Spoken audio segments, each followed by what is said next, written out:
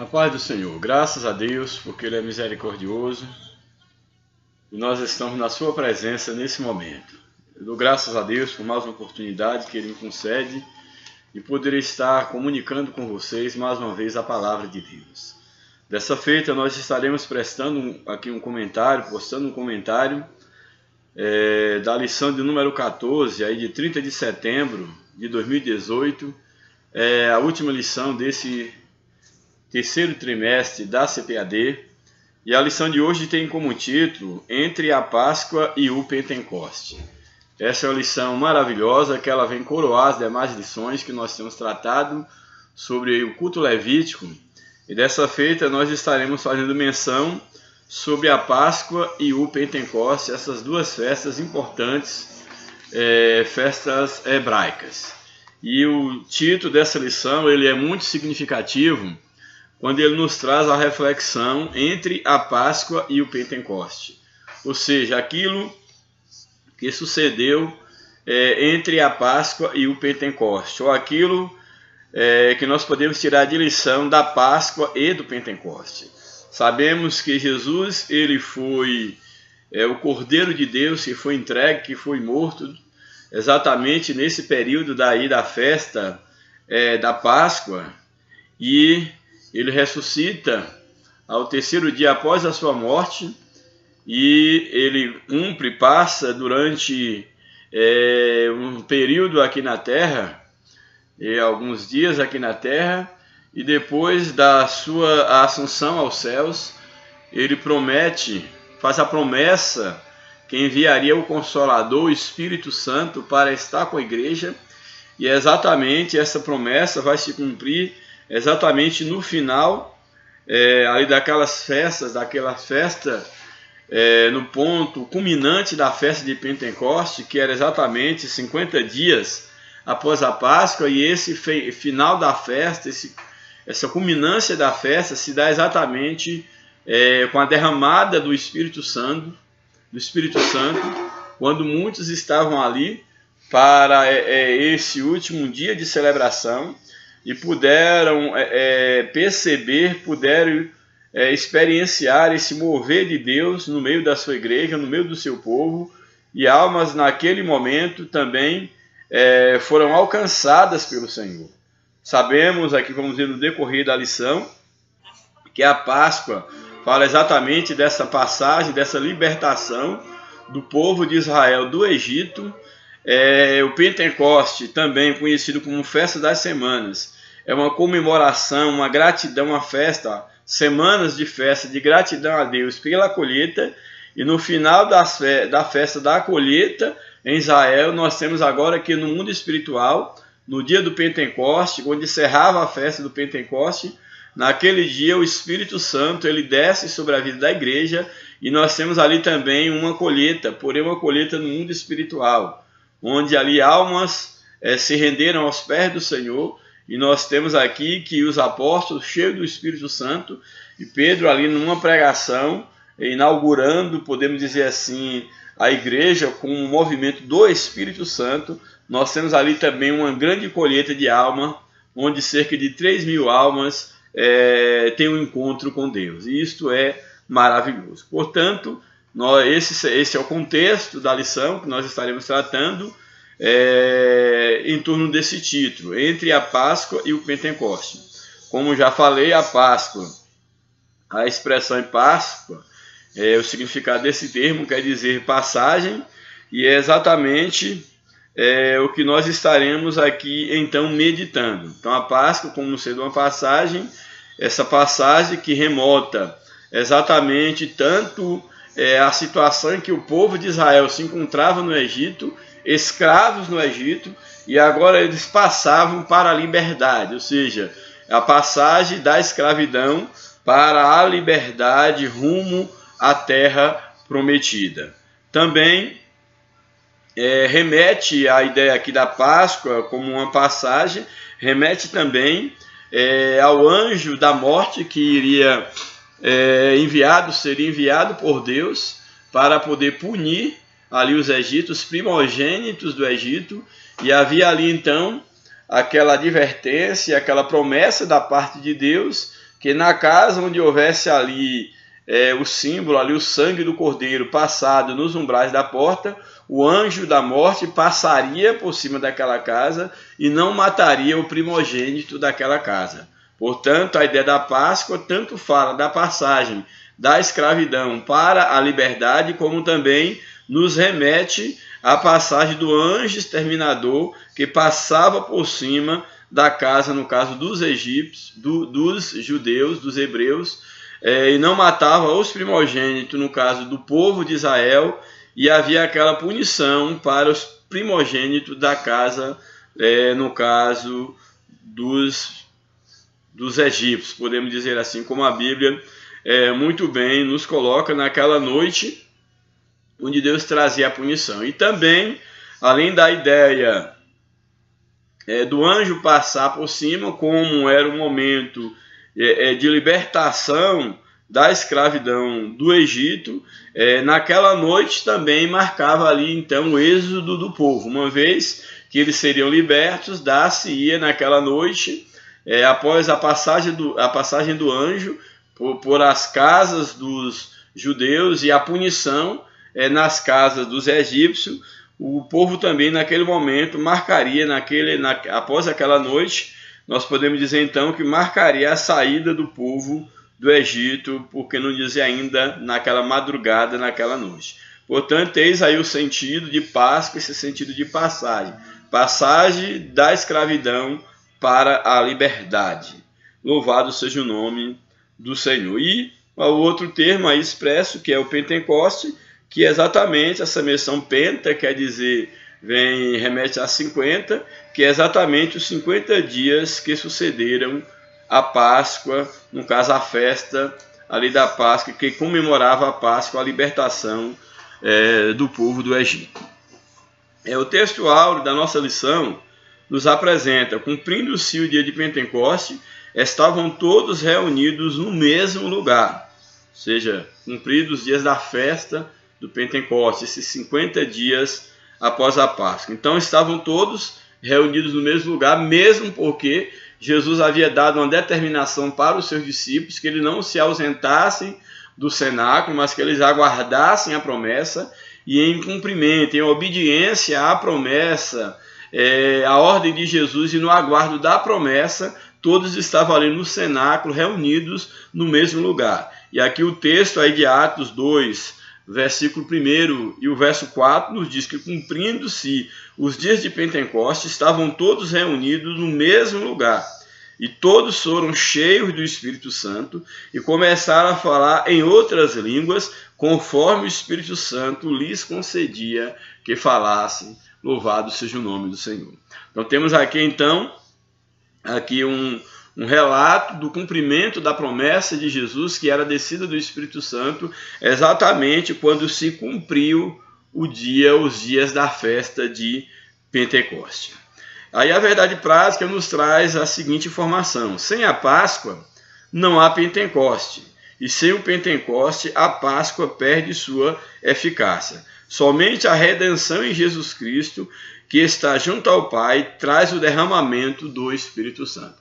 Muito interessante aqui a verdade prática, que nos mostra essa relação da Páscoa com o Pentecoste. Quando coloca que sem a Páscoa não há Pentecoste, é exatamente porque a Páscoa, pegando essa simbologia e trazendo para o campo espiritual, mesmo porque a Páscoa era uma festa que antecedia, no caso, a festa de Pentecostes, portanto, não poderia ser trocado os dias, era necessário que primeiro houvesse a comemoração da Páscoa, para depois a comemoração, no caso do Pentecostes. Isso era uma ordenança divina, portanto, não poderia existir a festa de Pentecostes antes de acontecer a festa da Páscoa. E no campo espiritual, nós temos aqui um significado muito grande dessas simbologias, porque é exatamente quando aqui o comentarista da lição nos apresenta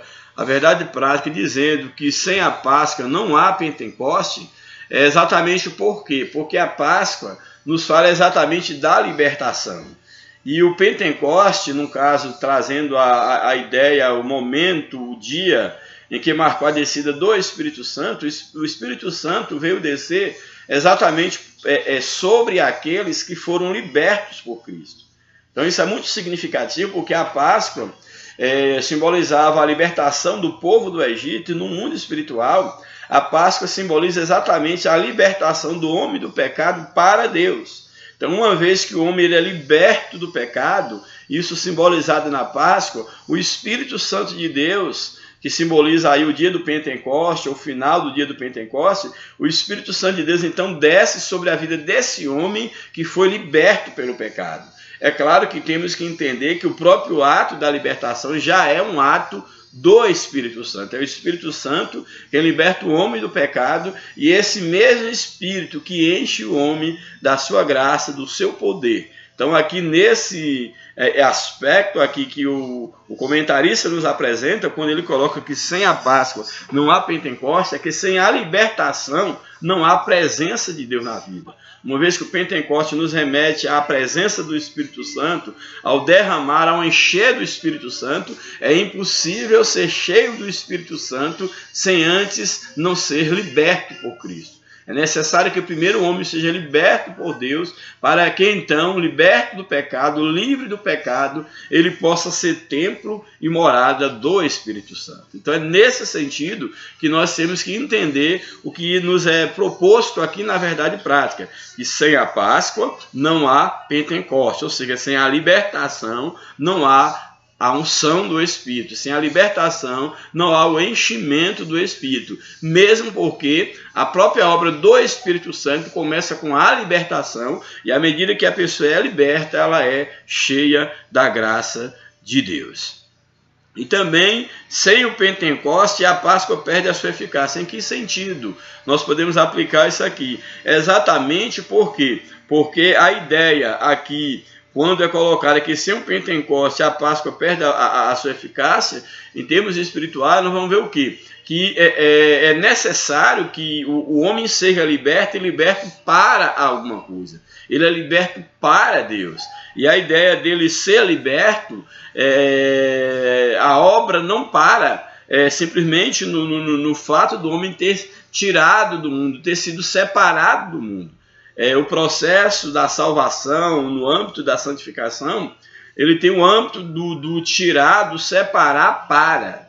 Ou seja, a santificação é o ato de separar e dedicar para Deus. E no aspecto da dedicação é onde entra exatamente essa dedicação a Deus, essa dedicação a uma vida no Espírito. Então, nesse sentido aqui, nesse aspecto, o Pentecoste, da mesma maneira que a Páscoa, a libertação, ela é fundamental quanto a porta para a entrada do Espírito Santo, da mesma forma o Pentecoste, quando diz que sem o Pentecoste a Páscoa ela perde a sua eficácia, porque nos remete exatamente que o Pentecoste, podemos colocar assim como se fosse a culminância, o coroamento da nossa libertação. Então, assim como a libertação é necessária para que o Pentecoste possa efetivar, o Pentecoste ele é necessário para que a nossa libertação, dentro desse aspecto aqui do comentarista, que o comentarista nos apresenta, para que a nossa libertação ela seja completa, é necessária a atuação do Espírito Santo aqui, simbolizado aqui no Pentecoste, nessa festa de Pentecoste. Somente a redenção em Jesus Cristo, que está junto ao Pai, traz o derramamento do Espírito Santo. Quero deixar bem claro que tanto não estamos querendo aqui descontextualizar a festa, no caso aqui da Páscoa e do Pentecoste, que eram festas judaicas. Festa, por exemplo, a Páscoa comemorando essa libertação do Egito, Pentecoste comemorando a colheita, a gratidão a Deus pela colheita, por uma boa colheita. Não estou desmerecendo ou não estou ignorando esse contexto real, esse contexto exato, o significado real da Páscoa aí, do Pentecoste, mas também o que estou fazendo aqui é tomando uma aplicação. Então, fazendo essa aplicação, que assim como a Páscoa simbolizava a libertação física do povo do Egito, e a festa de Pentecostes era essa gratidão a Deus pela colheita, no mundo espiritual, a Páscoa simboliza a nossa libertação por Cristo, e o Pentecoste, o dia de Pentecoste, é o marco do derramado do Espírito Santo, como sendo essa marca da aprovação de Deus, da aceitação de Deus, daqueles que foram libertos por Cristo, o nosso Cordeiro Pascual. Então é nesse sentido que quero fazer essa leitura, o que a lição nos apresenta essa leitura. O nosso texto básico aí da leitura bíblica em classe está no livro de Êxodo, capítulo 34, verso 18 até o verso de número 29. O verso 18 nos apresenta: a festa dos pães asmos guardarás. Aí Êxodo capítulo 34, verso 18 ao 29. A festa dos pães asmos guardarás, 7 dias comerás pães asmos, como te tenho ordenado, ao tempo apontado do mês de Abibe, porque no mês de Abibe saíste do Egito. Tudo o que abre a madre meu é, até todo gado que seja macho, abrindo a madre de vacas e de ovelhas. O burro, porém, que abrir a madre, resgatarás com um cordeiro, mas se não resgatar, cortar-lhe-ás a cabeça. Todo primogênito de teus filhos resgatarás, e ninguém aparecerá vazio diante de mim. 6 dias trabalharás, mas ao 7º dia descansarás, na aradura e na sega descansarás. Também guardarás a festa das semanas, que é a festa das primícias da sega, é a festa da colheita do fim do ano. 3 anos, todo macho, 3 vezes no ano, todo macho, entre ti aparecerá perante o Senhor Jeová, Deus de Israel, porque eu lançarei as nações diante de ti e alargarei o teu termo. Ninguém cobiçará a tua terra quando subires para apresentar ou aparecer 3 vezes no ano diante do Senhor teu Deus. Não sacrificarás o sangue do meu sacrifício com pão levedado, nem o sacrifício da festa da Páscoa ficará da noite para amanhã. As primícias dos primeiros frutos da terra trarás à casa do Senhor teu Deus. Não cozerás o cabrito no leite de sua mãe. Disse mais o Senhor a Moisés: escreve essas palavras, porque conforme o teor dessas palavras tenho feito concerto contigo e com Israel. E esteve Moisés ali com o Senhor 40 dias e 40 noites, não comeu pão nem bebeu água. E escreveu nas tábuas as palavras do concerto, os 10 mandamentos.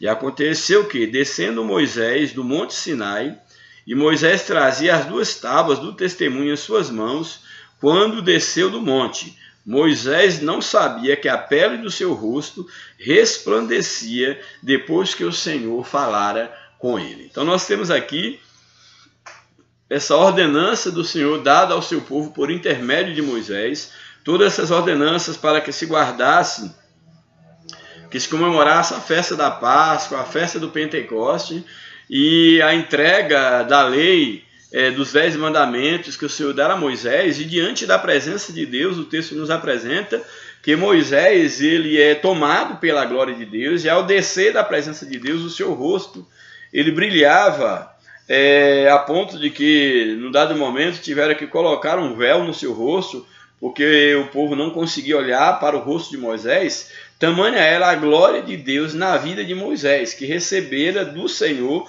as ordenanças quanto à questão da observância da Páscoa, da festa de Pentecoste, e também os 10 mandamentos, mostrando, dando uma prova bem clara de que tudo aquilo vinha da parte do Senhor. Louvado seja o nome do Senhor. Bem, eu vou já entrar na lição, e a introdução da nossa lição, ela nos apresenta, nesta última lição desse trimestre, veremos que as festividades do Antigo Testamento, dentre essas, as 2 mais emblemáticas, exatamente a Páscoa e o Pentecoste, tendo em vista esses 2 marcos da verdadeira fé, como afirmou aqui o evangelista norte-americano, Stanley Jones. A vida do cristão começa no Calvário, que é esse símbolo ali da Páscoa, que a Páscoa apontava para isso, mas o trabalho eficiente começa no Pentecostes. Aqui é muito interessante quando ele coloca aqui, Stanley, ele coloca que a vida do cristão, a vida começa no Calvário, que a Páscoa apontava para isso, mas o trabalho eficiente, eficaz, começa no Pentecostes, quando a igreja ela é cheia do Espírito Santo, segundo alguns entendem e defendem, a igreja nasce no Pentecostes, no poder do Espírito Santo, enquanto uma obra do Espírito. Sem a Páscoa não pode haver Pentecostes, sem o Pentecostes a Páscoa perde a sua eficácia, já falamos sobre isso. Isso significa que as duas experiências indispensáveis ao discípulo de Jesus é a salvação, ali simbolizada na Páscoa, e o batismo com o Espírito Santo, que é a unção, que é o poder de Deus para testemunhar, como Jesus mesmo havia pré-estabelecido, que receberia os discípulos, receberiam o poder de Deus e seriam testemunhos em Jerusalém, Samaria e até os confins da terra. Bem, aí no primeiro tópico da lição, nós temos o título Cristo, Nossa Páscoa. Tanto para os cristãos quanto para os judeus, a Páscoa é considerada a primeira grande festa da Bíblia Sagrada. Se por um lado, a Páscoa celebra a libertação de Israel, da nação de Israel, se por um lado celebra a libertação da nação de Israel, do outro lado a Páscoa aponta para a redenção alcançada em Cristo Jesus. Portanto, aí o porquê da Páscoa, ela é simbolizar essa primeira grande festa na Bíblia, que tem um grande significado, tanto para judeus quanto para cristãos, o valor considerado nessa grande primeira festa bíblica, uma festa sagrada. Então, para os judeus, para Israel, simbolizava a libertação nacional, e para os gentios simboliza exatamente a redenção humana em Cristo Jesus, que dos dois povos, judeus e gentios, ele vem fazer um novo povo, que é a sua igreja. Portanto, aí é o que representa a Páscoa, porque o próprio Cristo, ele é a nossa Páscoa. Aí dentro desse ponto, Cristo, nossa Páscoa, temos aí então a definição da palavra Páscoa. Então a palavra Páscoa origina-se do vocábulo hebraico, que é passar, que etimologicamente quer dizer passagem, passar por cima, ou, num termo mais teológico, passagem da escravidão para a liberdade. Essa interpretação cabe tanto à nação hebraica como ao crente em Jesus. Essa interpretação de Páscoa como passagem, passar por cima, fala exatamente tanto daquilo que foi conquistado para a nação de Israel, quanto aquilo que Jesus conquistou na cruz por nós. Conhecida também como a festa dos pães asmos, a Páscoa é a mais importante festividade da Bíblia Sagrada, porque marca a primeira aliança formal entre Deus e o seu povo. É muito interessante porque a Páscoa é considerada essa primeira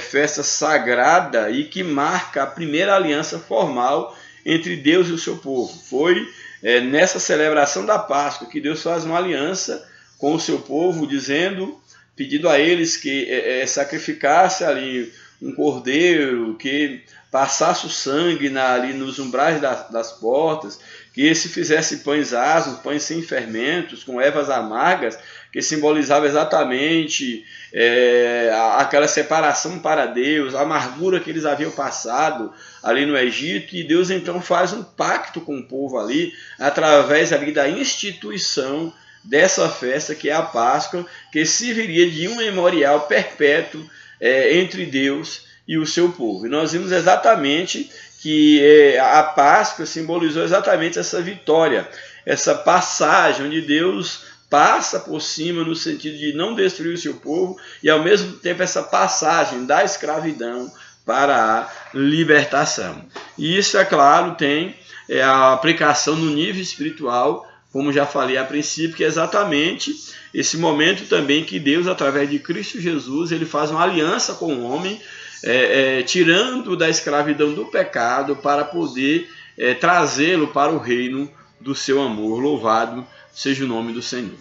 falando sobre a cerimônia pascual. No capítulo 12 de Êxodo, a cerimônia pascual é detalhada com rígidas recomendações. Isso aqui é bem interessante, aí no livro de Êxodo, no capítulo de número 12, que vai detalhar essa cerimônia da Páscoa, quando vai dar aqui os detalhes que eu acho interessante e vale a pena nós lermos, um pouco sobre, pelo menos alguns versos aí do capítulo 12 do livro de Êxodo, sobre os detalhes dessas recomendações em torno da Páscoa.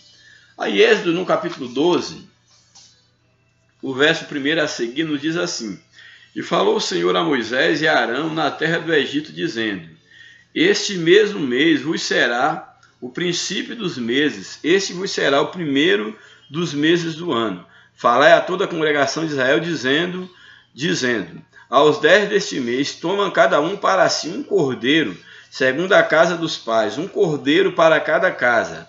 Mas se a família for pequena, para um cordeiro, então tome um só com seu vizinho, perto de sua casa, conforme o número de almas, conforme o comer de cada um. Fareis a conta para o cordeiro. Cordeiro ou cabrito será sem mácula, um macho de 1 ano, o qual tomareis das ovelhas ou das cabras. E o guardareis até o 14º dia deste mês, e todo o ajuntamento da congregação de Israel o sacrificará à tarde. E tomarão o sangue e poluá, isso aqui é muito interessante, poluão em ambas as ombreiras e nas vergas da porta, nas casas do que a comerem. E naquela noite comerão a carne assada no fogo, com pães asmos sem fermento, com ervas amargosas o comerão. Não comereis dele nada cru, nem cozido em água, senão assado ao fogo, a cabeça com os pés e com a fressura. E nada dele deixareis até pela manhã, mas o que dele ficar até pela manhã queimareis no fogo. Assim, pois, o comereis, os ossos com os ossos lombos cingidos, os ossos sapatos nos pés, o vosso cajado na mão, já preparados para sair para a liberdade. O comereis apressadamente, esta é a Páscoa do Senhor. E eu passarei pela terra do Egito esta noite, e ferirei todo o primogênito da terra do Egito, desde os homens até os animais, e sobre todos os deuses do Egito farei juízos. Eu sou o Senhor. E aquele sangue vos será por sinal nas casas em que estiverdes. Vendo eu sangue, passarei, a ideia da Páscoa, de passar por cima. Vendo eu sangue, passarei por cima de vós, e não haverá entre vós praga de mortandade, quando eu ferir a terra do Egito. E este dia vos será por memória, celebrá-los-eis por festas ao Senhor, nas vossas gerações, o celebrareis por estatuto perpétuo. Então temos aqui a instituição aqui da Páscoa, aí temos aqui os dias que deveria instituir aqui a partir do versículo 15, 7 dias comereis pães asmos, primeiro dia tirareis o fermento das vossas casas, porque qualquer que comer pão levedado, desde o primeiro dia até o 7º dia, aquela alma será cortada de Israel, que dá todas as instruções do porquê dessas recomendações. E é bem interessante, ao verso 16, ao primeiro dia haverá santa convocação, também ao 7º dia tereis santa convocação, nenhuma obra se fará neles, senão que cada alma houver de comer, isso somente aprontareis para vós. Guardai-vos, pois, a festa dos pães asmos, porque naquele mesmo dia tirei vossos exércitos da terra do Egito, pelo que guardareis este dia as vossas gerações por estatuto perpétuo. E aí vem a recomendação: no primeiro mês, aos 14 dias do mês, à tarde comereis pães asmos, até 21 do mês e à tarde. Por 7 dias não se ache nenhum fermento nas vossas casas, porque qualquer que comer pão levedado, aquela alma será cortada da congregação. Assim o estrangeiro como o natural da terra, nenhuma coisa levedada comereis. Em todas as vossas habitações comereis pães asmos. Chamou, pois, Moisés a todos os anciãos de Israel e disse-lhes: escolhei e tomai vós cordeiros para vossas famílias e sacrificai a Páscoa. Então temos aqui as recomendações que o texto nos traz, nos mostrando exatamente a instituição da Páscoa e a cerimônia, como deveria ser essa cerimônia aí da Páscoa, instituída pelo Senhor ali no livro de Êxodo. Louvado seja o nome do Senhor. Aí o subtópico 3 nos apresenta a simbologia. Como já dizemos, a Páscoa simboliza tanto a redenção de Israel como a dos gentios, pois através de Jesus Cristo ambos os povos foram libertos. Então, há essa simbologia na Páscoa apontando para a libertação de Israel e a libertação dos gentios, e por que não dizer a constituição de um novo povo, que é a igreja. Eis porque o Senhor Jesus foi identificado desde o início do seu ministério. Jesus foi identificado como o Cordeiro de Deus que tira o pecado do mundo. O Cordeiro ali era imolado, passado nos umbrais e nas vergas da porta, para que os filhos da nação de Israel não fossem mortos, os primogênitos, para que o anjo passasse por cima, porque aquela era a aliança entre Deus e aquele povo. Da mesma forma, em Jesus Cristo, nós somos libertos. Libertos de quê? De que nós somos libertos? Da ira de Deus, da ira vindoura. Nós somos libertos quando nós somos alcançados pelo sangue do Cordeiro de Deus, que tira o pecado do mundo. Então Jesus, ele é esse Cordeiro, ele é o sacrifício dos sacrifícios, que nos dá essa garantia diante do Senhor. A simbologia redentora da Páscoa ganha vida e expressão na celebração da ceia.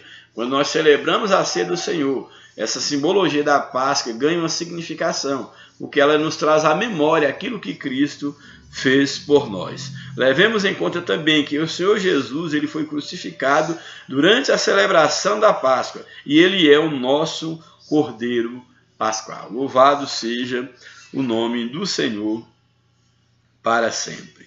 É interessante aqui, também aqui a lição aqui do mestre nos apresenta aqui um quadro comparativo, um quadro ilustrativo, que nos fala exatamente o que a Páscoa simbolizava, no caso, para os egípcios, para os israelitas e para os cristãos, o que ela simboliza e simbolizava.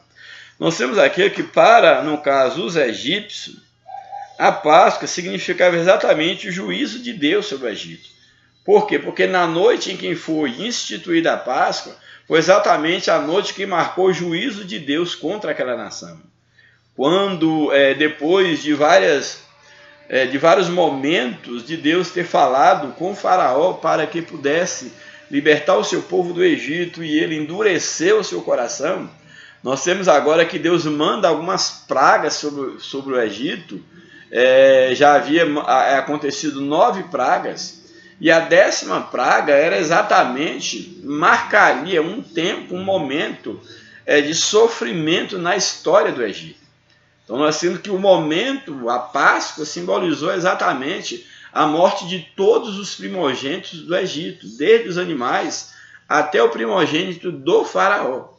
Então, a Páscoa, aquilo que era alegria para um, era tristeza para outro.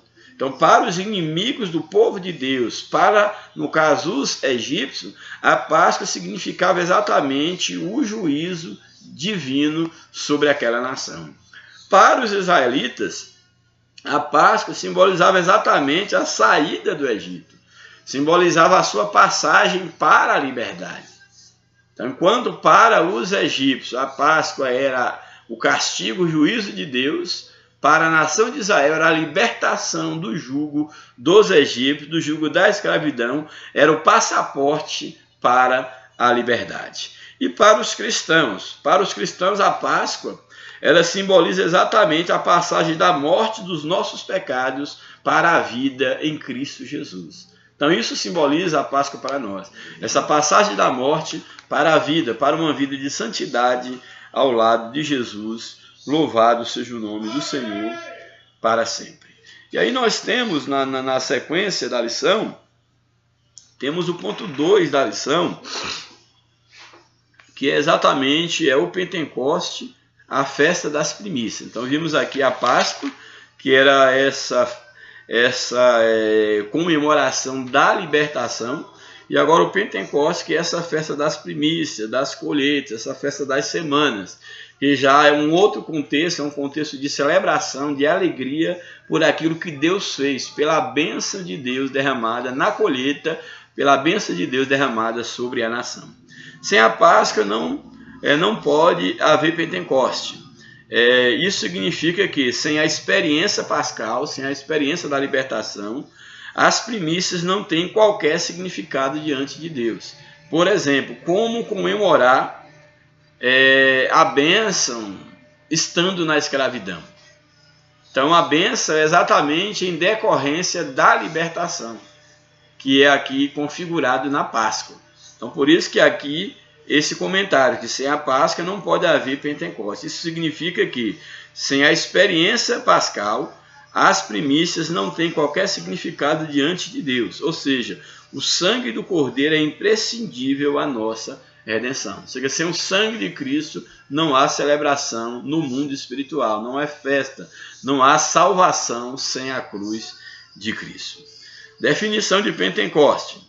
A festa de Pentecoste, celebrada 50 dias após a Páscoa, recebe as seguintes designações. Quais são outros nomes dados à festa de Pentecoste? Festas das colheitas, festa das semanas, das primícias. Enquanto a Páscoa era uma cerimônia doméstica, mais reservada, cada família comemorava a Páscoa, o Pentecoste era uma celebração pública, onde todos deveriam concorrer publicamente para celebrar aí a colheita. Então, o Pentecoste era uma celebração pública, na qual toda a nação louvava a Deus por sua suficiência. Era também o momento de se exercer a misericórdia e o serviço social, onde todos eram contemplados na bênção advinda, as bênçãos advindas da colheita. O cerimonial da festa do Pentecoste.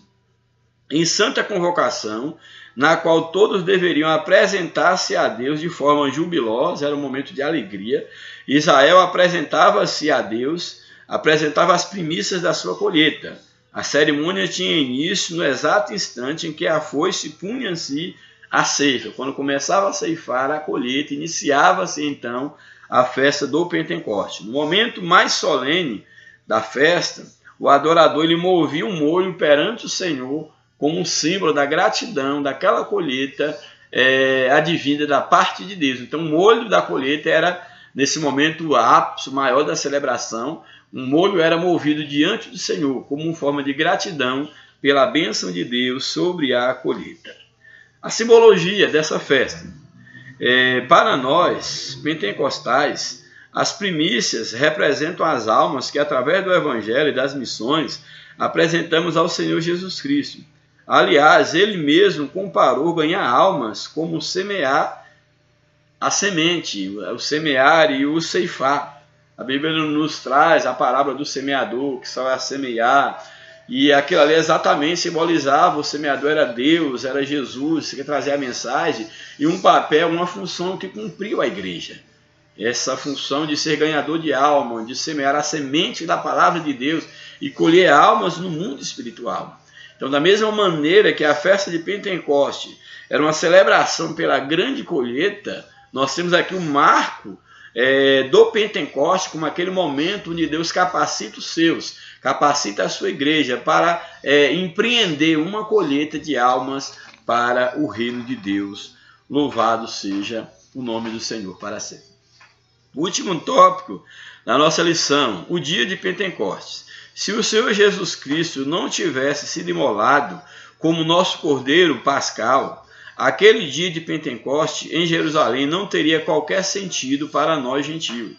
Todavia, a Páscoa de Cristo tornou real o Pentecoste do Espírito. Isso aqui é muito significativo. Ou seja, se Jesus ele não se tornasse o nosso Cordeiro Pascal, ele não tivesse morrido e ressuscitado por nós, a festa do Pentecostes, a festa judaica, ela não teria nenhuma significação para nós gentios, porque era uma festa exclusiva dos judeus, do povo hebreu. Aquilo não dizia respeito aos gentios.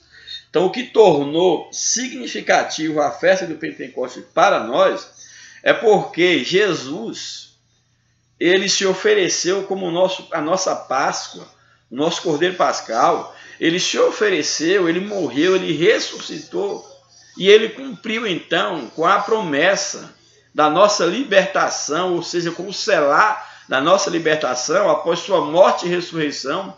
Ele garante a nossa justificação e ele cumpre com a promessa de estar conosco, de nos equipar para andar com ele, mesmo com a sua ausência física aqui na terra, exatamente com o derramamento do Espírito.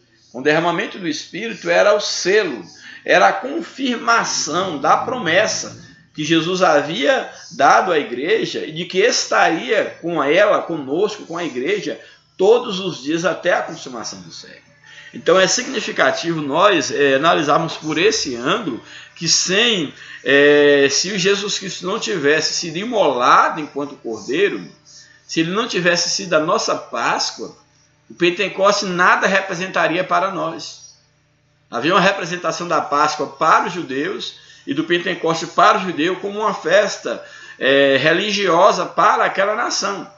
Mas isso tornou-se significativo para nós. E nós podemos tomar a simbologia da Páscoa e do Pentecoste para nós no âmbito espiritual, porque Jesus ele é a nossa Páscoa. E Jesus exatamente no Pentecoste, ele inaugura, vamos dizer assim, a vida da igreja, a missão da igreja, a instituição igreja, não enquanto uma instituição, eclésia, enquanto um grupo organizado, mas enquanto seu corpo. Ela é fundada exatamente no Pentecoste. Nós temos ali o poder do Espírito, exatamente fazendo valer a obra de Cristo, o corpo de Cristo aqui na terra. Aí dentro desse terceiro tópico, o dia do Pentecoste, nós temos, primeiro, Jesus Cristo, o Cordeiro Pascal. O seu Jesus foi crucificado durante a Páscoa. Como o próprio Jesus fala, 2 dias falta até a Páscoa, o Filho do Homem será entregue. Lá de Mateus 26, 2. Mas ao terceiro dia, eis que ele ressurgiu de entre os mortos, recebendo toda a autoridade nos céus e na terra. Jesus foi morto durante essa festa da Páscoa, mas ele ressuscitou. E ele é a primícia dos que dormem. Ele é a primícia dos mortos. Foi o primeiro a ressurgir dentre os mortos e a garantir a vida para aqueles que morrerem em Cristo. Ele morreu, mas Jesus ressuscitou e permanece vivo, não morreu mais. E ele é exatamente as primícias dos que dormem. Por ele mesmo, nós então recebemos a ressurreição e a vida eterna, porque Cristo ele é o nosso Cordeiro, que foi morto e reviveu, mas que vive para todo sempre, como nos apresenta o livro do Apocalipse. Então, já ressurreto e prestes a ascender aos céus, o Senhor Jesus prediz a grande colheita que viria através da descida do Espírito Santo. E aí nós temos esse cumprimento, o livro de Atos, capítulo 1, o verso de número, Atos 1, verso de número 8. Louvado seja o nome de Jesus. Nós temos o seguinte, aí você pode acompanhar aí na sua Bíblia, Atos capítulo 1, o verso 8, que nos apresenta o seguinte: mas recebereis virtude, ou seja, poder, do Espírito Santo que há de vir sobre vós, e ser-me-eis testemunhas, tanto em Jerusalém, como em toda a Judéia e Samaria, e até os confins da terra. E aí a Bíblia, o verso 9, e quando dizia isso, vendo eles, ele foi elevado às alturas, e uma nuvem o recebeu, ocultando aos seus olhos. Então nós temos aqui que exatamente a promessa de Jesus, que se cumpre no final da festa de Pentecoste, ela é significativa para nós, porque exatamente essa promessa do Espírito Santo é o poder de Deus que a igreja precisava para poder ser testemunha viva, testemunhas poderosas do Senhor, em Samaria, na Judéia e até os confins da terra. E é importante nós observarmos que esse mesmo poder que a igreja iniciante, a igreja primitiva precisava para poder testemunhar com ousadia, no poder do Espírito, a igreja da atualidade, ela precisa desse mesmo poder. A igreja da atualidade, ela não é a igreja primitiva, mas ela está para ser uma continuação da obra de Deus, realizado através da igreja primitiva. Então nós temos que ser uma continuidade no sentido de estarmos debaixo da mesma graça, da mesma unção, dos mesmos dons, da mesma virtude, para ser testemunha do Senhor em todo o mundo. Então nós não podemos, em momento algum, enquanto igreja do século XXI, nós não podemos negociar, não podemos nos esquivar, não podemos nos afastar do poder de Deus para ser testemunha do Senhor em todo o mundo. Então, uma das grandes dificuldades que muitos têm tido para poder fazer a obra de Deus, para que almas sejam atraídas para o reino de Deus, é porque muitos não têm tido o cuidado de serem cheios do Espírito Santo, de receberem de Deus o poder para testemunhar na ousadia do Espírito, para que colheitas sejam possíveis através do Espírito Santo, como uma ação do Espírito Santo. Louvado seja o nome do Senhor para sempre. Então, portanto, Cristo, ele é o Cordeiro Pascal que nos deu, nos garantiu a promessa, ressurgindo dos mortos e cumprindo com a promessa do derramamento do Espírito Santo. Aí no segundo subtópico temos o Pentecoste do Espírito Santo. Passados 50 dias desde a morte de Cristo, 50 dias após a Páscoa, ocorrida a Páscoa, eis que os discípulos receberam o Espírito Santo em pleno dia de Pentecoste, em plena culminância da festa do Pentecoste. Cheios do Espírito Santo, falaram noutras línguas, anunciando aos peregrinos que visitavam Jerusalém as grandezas de Deus. Então nós temos aqui que naquele momento de culminância dessa festa judaica, os discípulos foram cheios do Espírito Santo e na ousadia do Espírito, eles puderam testemunhar, puderam evangelizar, puderam demonstrar o poder de Deus que operava nas suas vidas naquele instante.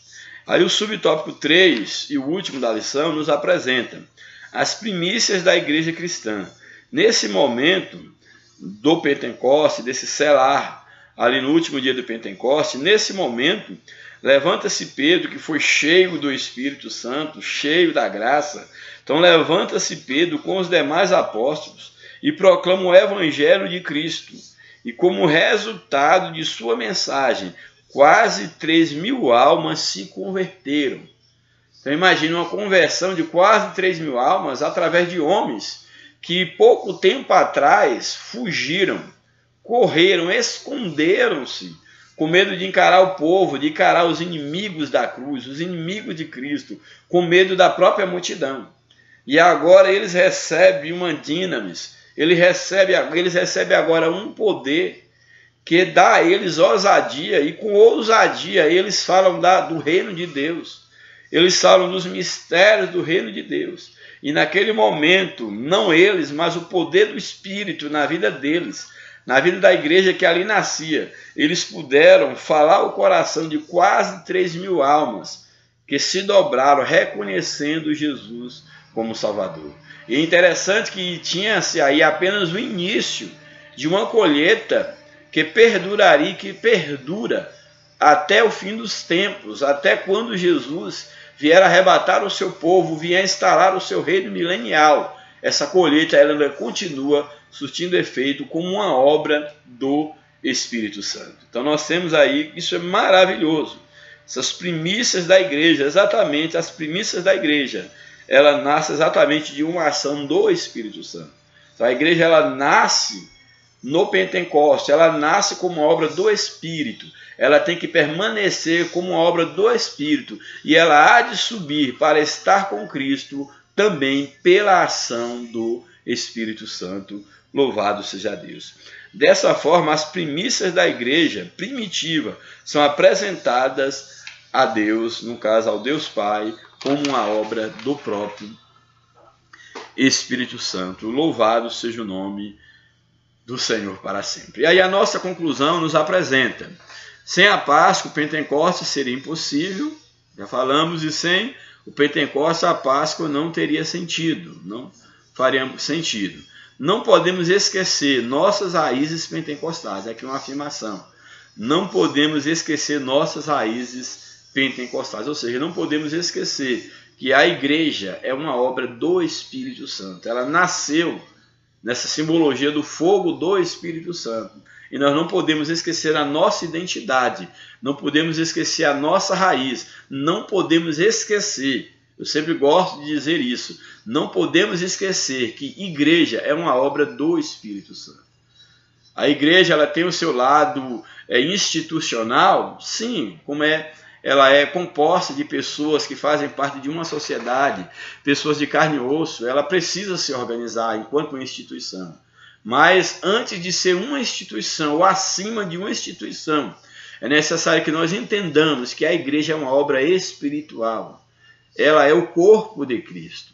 A sua missão primordial é uma missão espiritual. É salvar as almas do reino das trevas para o reino da luz. E é claro, cuidar do homem na sua inteireza, quanto um composto de espírito, alma e corpo, mas nunca confundir os papéis. O papel da igreja não é um papel meramente social.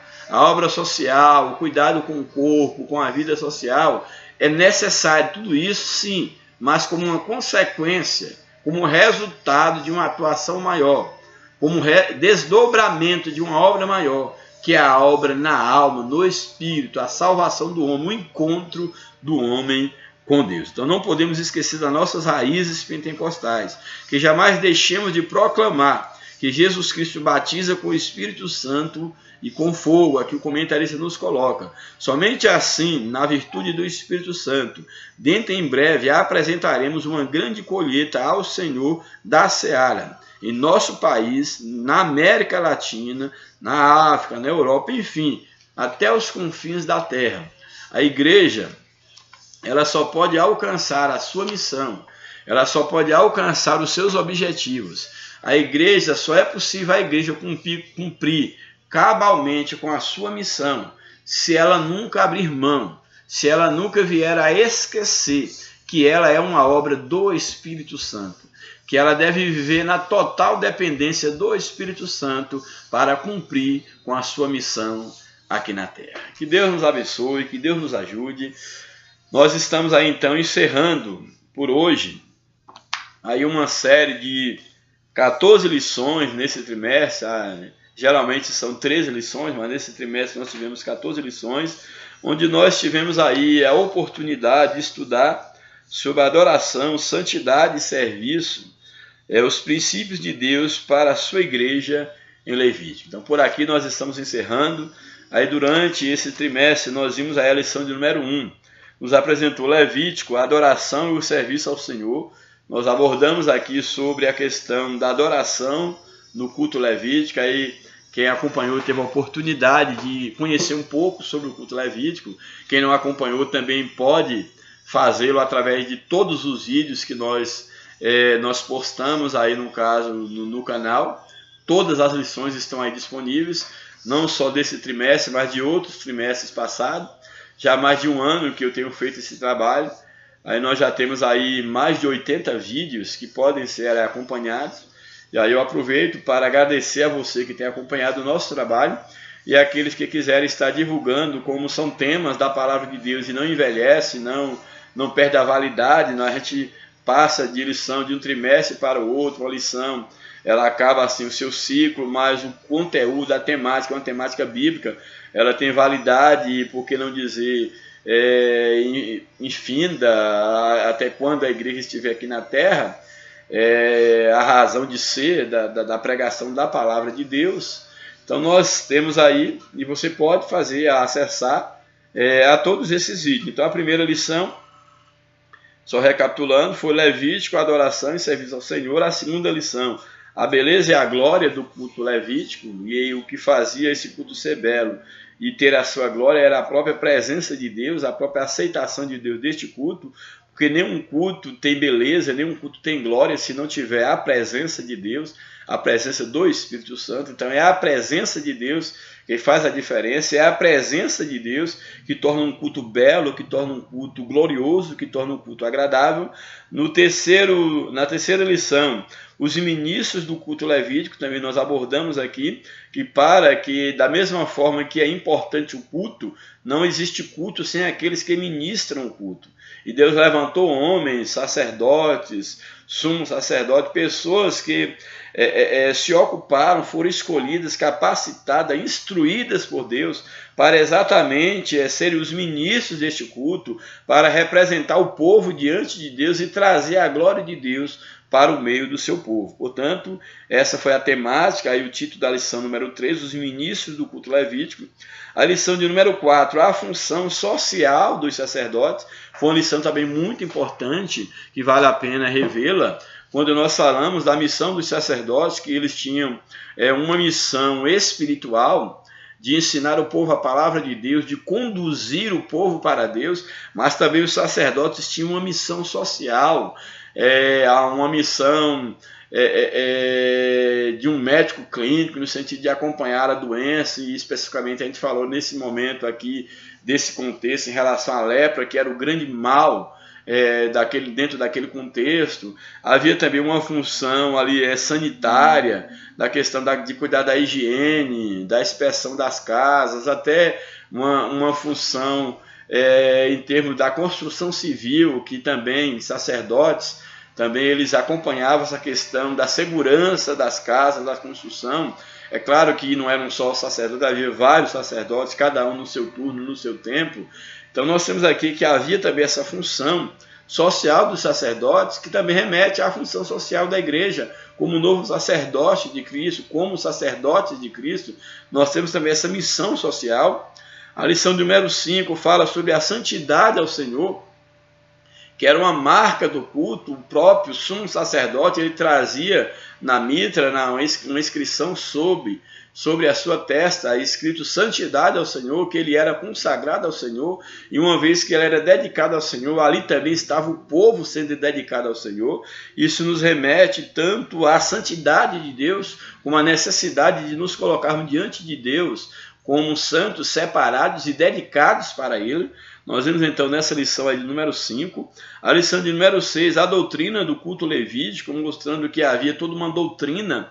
O culto não era feito de qualquer forma, havia doutrina, havia regras, havia instruções para que esse culto fosse aceito diante do Senhor. Não era algo feito de qualquer maneira. Então havia ensinamentos, modelo, havia encaminhamentos, havia liturgias, havia princípios a serem observados, o que não deve ser diferente também do nosso culto como um sacrifício vivo, santo e agradável a Deus. Então temos aí na lição 6 a doutrina do culto levítico. A lição 7, fogo estranho diante de Deus. Aqui nós tivemos aqui uma lição muito importante, mostrando aí que tipo de fogo, esse fogo que deveria ser aceso diante de Deus. E a ideia do incenso e do fogo diante da presença de Deus simbolizava exatamente a própria pessoa do sacerdote ou do sumo sacerdote.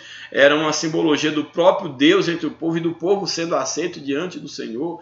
E não se podia apresentar qualquer fogo diante do Senhor. Ali a oferta, no caso, o incenso que deveria ser queimado, deveria ser com brasas do altar e não qualquer outra brasa, e não era qualquer pessoa que poderia, por exemplo, colocar fogo diante do Senhor. E aqui nos mostra exatamente quando dois elementos, dois filhos aqui, no caso de Arão, eles apresentaram fogo estranho, Nadab e Abiú apresentaram fogo estranho diante do Senhor, e eles foram punidos por apresentarem fogo estranho diante da presença de Deus. E aí isso nos trouxe uma lição muito importante sobre a reverência, o cuidado, cada um exercer a função para a qual foi chamada e não esquecer que está diante da presença do Senhor. E a ideia de trazer o que pode simbolizar um fogo estranho diante do Senhor, trazendo uma aplicação atual, simboliza a minha atitude, aquilo que eu faço, a maneira como eu estou me comportando, o meu exemplo, o meu testemunho pode simbolizar um fogo estranho, que uma vez que Deus não aceita a minha presença, também Ele não aceitará a minha oferta, nada daquilo que há de vir da minha parte. Portanto, nós vemos aqui o perigo de se trazer fogo estranho diante da presença do Senhor. No culto 8, na lição 8, nós vimos sobre a sobriedade na obra de Deus. aqui logo após o incidente, o erro ou o pecado desses filhos de sacerdotes que fizeram aquilo que não era da alçada deles, era aquilo que o seu pai deveria estar fazendo, o sumo sacerdote, não eles, e ele deveria esperar o tempo deles. Quando eles foram punidos, nós vemos então agora uma ordenança da parte de Deus para que aqueles que fossem apresentar-se diante de Deus, que eles deveriam ser sóbrios, não deveriam estar embriagados, tomados pelo vinho, e tomando o vinho como essa metáfora de tudo aquilo que pode tirar o nosso sentido, a nossa sobriedade de apresentar a Deus um culto racional, um culto com inteligência, um culto em espírito e em verdade. Então essa lição nos trouxe esse ensinamento da necessidade de estarmos sóbrios, de estarmos conscientes daquilo que nós estamos fazendo, da nossa responsabilidade no mundo espiritual, na nossa responsabilidade diante dos homens e diante de Deus. A lição de número 9, Jesus, o holocausto perfeito. Aqui nos mostra exatamente que assim como o holocausto, ele era oferecido diante do Senhor, ele era ali cortado, ele era totalmente queimado diante do Senhor. Da mesma forma, Jesus ele foi totalmente oferecido como libação pelos nossos pecados. Ele foi um holocausto, ele se ofereceu totalmente, e ele foi um holocausto perfeito, um holocausto definitivo, que dispensa qualquer novo holocausto, que venha, no caso, tentar querer complementar, como se a morte de Jesus fosse insuficiente. Então Jesus, aqui na lição 9, ele é apresentado como o nosso holocausto.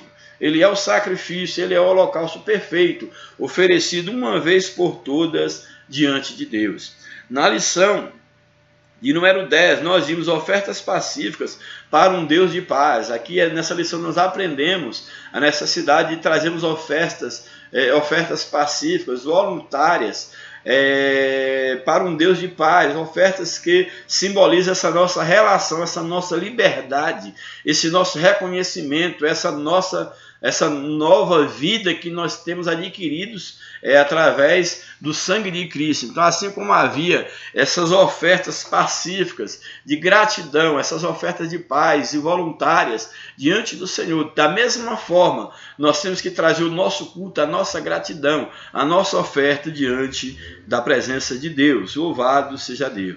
O verso 11, a lâmpada arderá continuamente. Nós vimos aqui a ideia da lâmpada, que a lâmpada ela era alimentada ali pela videira, que ela pela ali no caso a oliveira, que dava no caso ali o azeite que alimentava a lâmpada.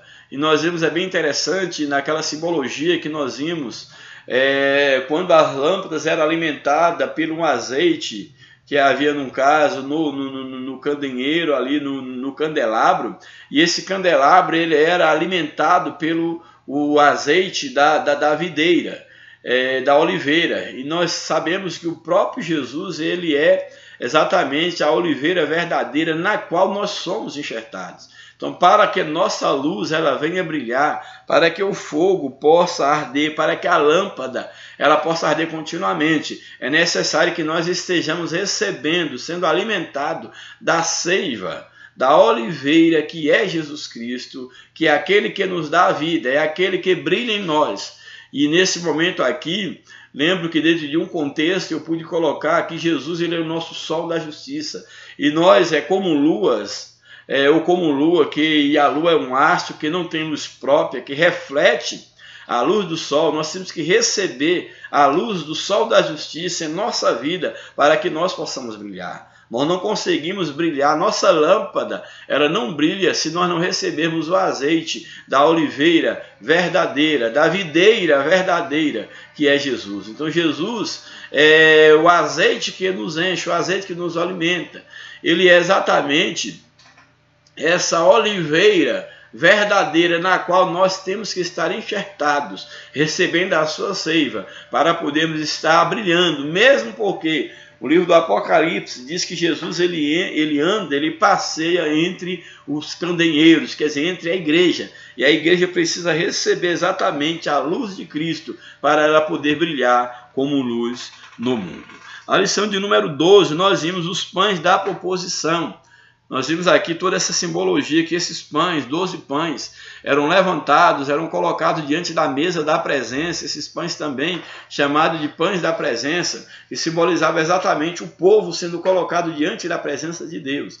E da mesma forma, nós devemos estar sendo apresentados ante a presença de Deus, diante da mesa da proposição, ou seja, em Cristo Jesus, nós temos que ser apresentados diante de Deus. E aí a lição de número 13, que foi a lição próxima passada, as orações dos santos no altar de ouro, aí nos mostra aqui que o altar de ouro era exatamente aquele altar chamado altar do incenso. E nesse altar ali era queimado o incenso como algo suave diante da presença de Deus. E naquela lição nós percebemos que antes que o incenso fosse queimado no altar de ouro, era necessário que o sacerdote passasse pelo altar de bronze, o altar do sacrifício, da purificação, para então passar pela pia, pelo lavatório, para então poder estar diante do altar de ouro, com brasas tiradas do altar do sacrifício, do altar de bronze, ele poderá acender o incenso no altar de ouro. E nós vimos naquela ocasião que Jesus exatamente, ele é o altar de bronze, através do seu sacrifício, ele pagou o preço pela purificação dos nossos pecados. E nesse altar de bronze, ele nos dá a condição, ele nos dá o fogo, para que nós podemos agora, como um incenso, estarmos sendo queimados no altar do incenso, diante da presença do Senhor, como um cheiro suave e agradável a Deus. E dentro dessa simbologia do incenso, nós temos a oração dos santos, que é tomada na Bíblia como sendo incenso que nós oferecemos diante de Deus como essa via de ligação, de comunicação com o Pai. Portanto, as orações dos santos no altar de ouro.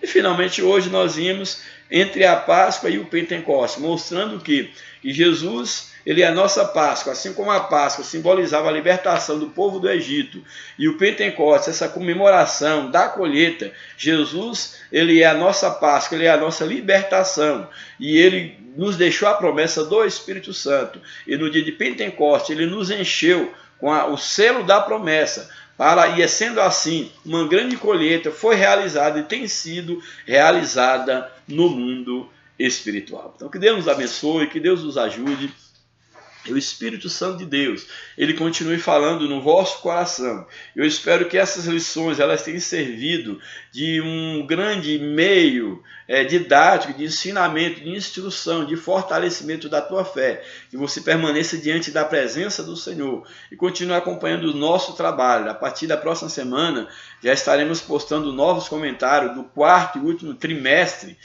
da CPAD deste ano, onde vamos estar tratando ali sobre as parábolas de Jesus. Então são ensinamentos morais, éticos, diversos, e eu creio em Deus que será de grande valia para a nossa formação espiritual. Que Deus nos abençoe, ore por mim, ore pela minha esposa Lucimar, minha filha Sâmila, e que eu possa continuar na presença de Deus, que o Senhor me dê saúde, recupere as minhas forças e que eu tenha sempre o prazer e o desejo de estar comunicando a palavra de Deus. E que você seja um propagador desse trabalho, divulgador do nosso canal, desse trabalho, leve outras pessoas a se inscreverem no nosso canal, a compartilharem os nossos vídeos. Se você tem condição financeira, grave os nossos vídeos aí em mídias, em pendrives, e ofereça para alguém que não tem acesso, quem sabe a internet, a outro meio, grave em CDs de áudio, mas promova esse trabalho, cujo único objetivo aqui é a glorificação do nome do Senhor.